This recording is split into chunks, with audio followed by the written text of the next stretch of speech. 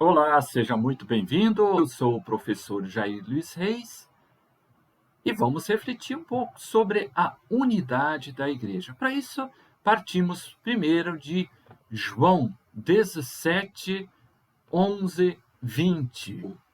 No capítulo 17 do Evangelho de São João, a partir do versículo 11 ao 20. Então diz o texto: Já não estou no mundo, mas eles permanecem no mundo, e eu volto a ti. Pai Santo, guarda-os em teu nome, que me deste, para que sejam um como nós. Quando eu estava com eles, guardava-os em teu nome, que me deste. Guardei-os e nenhum deles se perdeu, exceto o filho da perdição, para cumprir a Escritura.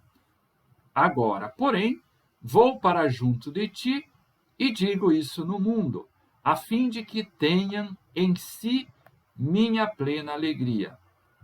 Eu lhes dei tua palavra, mas o mundo os odiou, porque não sou do mundo, como eu não sou do mundo. Não peço que os tires do mundo, mas que os guardes do maligno. Eles não são do mundo, como eu não sou do mundo. Santificai-os na verdade. Tua palavra é verdade. Como tu me enviaste ao mundo, também eu os enviei ao mundo. E, por eles, a mim mesmo me santifico, para que sejam santificados na verdade. Não rogo somente por eles, mas pelos que, por meio de sua palavra, crerão em mim. Até o versículo 20, então essa unidade. O que nós vimos nessa oração? Estamos no contexto da oração de Jesus. Só para vocês perceberem como começa o versículo primeiro, é a oração do Pai, chegou a hora, glorifica teu Filho, para que teu Filho te glorifique. Nós destacamos agora esse trecho aí dos versículos 11 a 20. Então vamos ver como que esse texto nos ajuda a entender um pouco a unidade. Então, primeira questão aqui a ser destacada. A unidade não vem por si própria, nem é de forma mecânica, mas ela é o quê?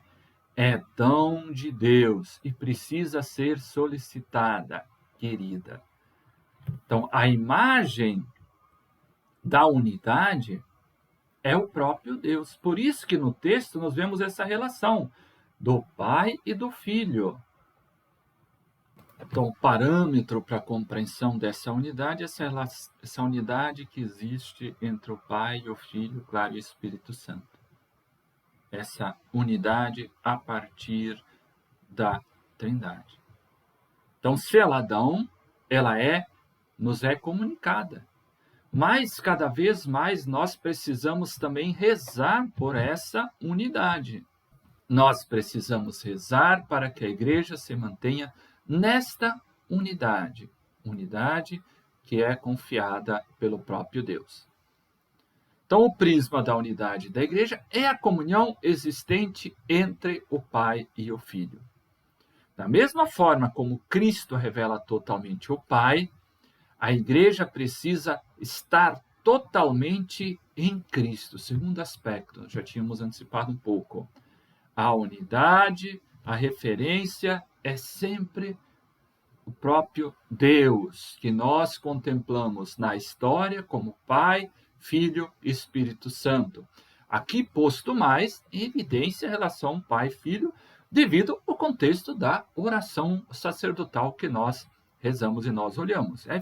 Fica então um convite para vocês lerem todo o capítulo 17, desde o versículo 1 seguinte, para entender tudo isso que nós estamos falando, dessa unidade que é contemplada a partir do Pai e do Filho.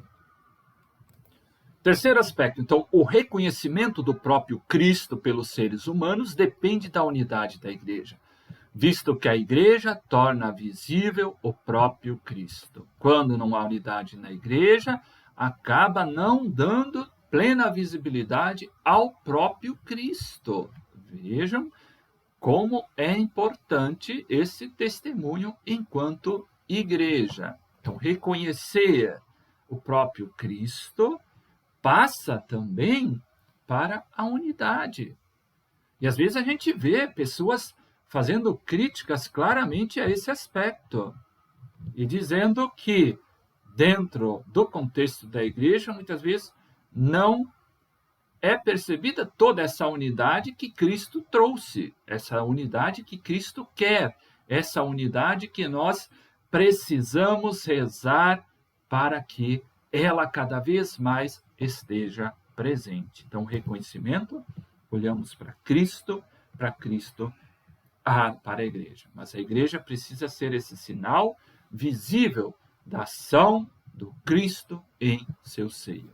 E se está o Cristo em seu seio, necessariamente caminha para a unidade, para a comunhão e para a caridade. Então, daí Lofink diz, novamente nessa obra, Deus precisa da igreja. Quando esta igreja perde a unidade, mostrando-se dividida, o mundo só consegue enxergar vagamente o mistério de Cristo. Como que o teólogo alemão enfatiza a centralidade da unidade. Quando a igreja se mostra dividida, ela, inclusive, ofusca o próprio mistério de Cristo. E aí, por que enxergar vagamente? Por que ofuscar? Porque aí as pessoas não conseguem perceber com toda a amplitude aquilo que Cristo realiza por meio da igreja. O Vaticano II, também nesse decreto aqui sobre o ecumenismo, a Unitatis Redintegratio, nós fazemos menção no nosso vídeo quando nos apresentamos os documentos lá do Vaticano II, mas não fizemos um vídeo específico sobre ele. Mas vamos então ver, ele está voltado mais para o ecumenismo, mas ajuda muito nessa percepção da unidade. Então diz o documento, o decreto Unitatis Redintegratio. Esta divisão, sem dúvida, contradiz abertamente a vontade de Cristo e se constitui escândalo para o mundo, como também prejudica a santíssima causa da pregação do Evangelho a toda a criatura. Então, a divisão, a falta de unidade, contradiz claramente a vontade de Cristo. Isso está presente sempre em todos os evangelhos, demonstrando que Cristo quer uma comunidade unida, todos juntos, todos irmãos.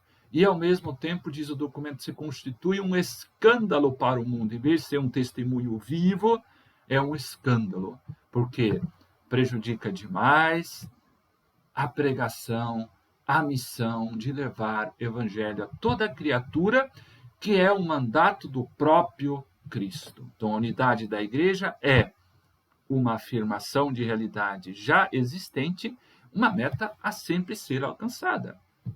Continuamente nós precisamos rezar, continuamente nós precisamos buscar essa unidade. E jamais acharmos, não, está tudo unido, vamos parar por aqui, agora está tudo certo. Não. Como nós falamos, já é uma realidade existente, mas é preciso cada vez mais avançar. Como sempre podemos avançar mais nesta unidade. Dissipar qualquer divisão, para qualquer dificuldade que queira romper essa unidade que Cristo confiou à igreja. Como vimos no início, ela é dom do próprio Deus, que nos é dada, que nos é doada por meio do seu Filho Jesus Cristo no Espírito Santo. Então, as ações simbólicas de Cristo apontam para a unidade. Então, Jesus Cristo temos uma vontade fundacional da igreja, por meio de gestos concretos. Então, por meio de gestos, vamos destacar 2 deles. Poderíamos pegar tantas referências do texto sagrado, mas vamos a 2. A escolha dos 12, já falamos isso um pouco nos vídeos anteriores, que é o núcleo que constitui essa unidade, e a última ceia. A última ceia, que é esse marco fundamental em torno da Eucaristia, celebrando os sacramentos, é que a igreja se mostra una. Claro, na celebração e na sua vida como um todo, mas também nas palavras e nos sentimentos de Jesus Cristo. Como começamos o nosso vídeo, Jesus desejou e rezou para a unidade. Não podemos perder isso de vista. É um desejo fundamental. O parâmetro da unidade é sempre essa relação de comunhão, de unidade entre o Pai e o Filho e o Espírito Santo, no único Deus. Se temos essa referência trinitária da unidade, precisamos focar nela. Precisamos nos ocupar com aquilo que é essencial, com aquilo que é fundamental e que nos leva à unidade de fé, à unidade de vida. E para isso também, sim, é importante a oração. Então, rezemos para que a unidade seja cada vez mais contemplada na vida da nossa igreja. Muito obrigado por terem visto o vídeo até o final. Se você gostou, pode fazer seus comentários, também quiser dar o seu like, toda a nossa gratidão. Um grande abraço e até a nossa próxima oportunidade.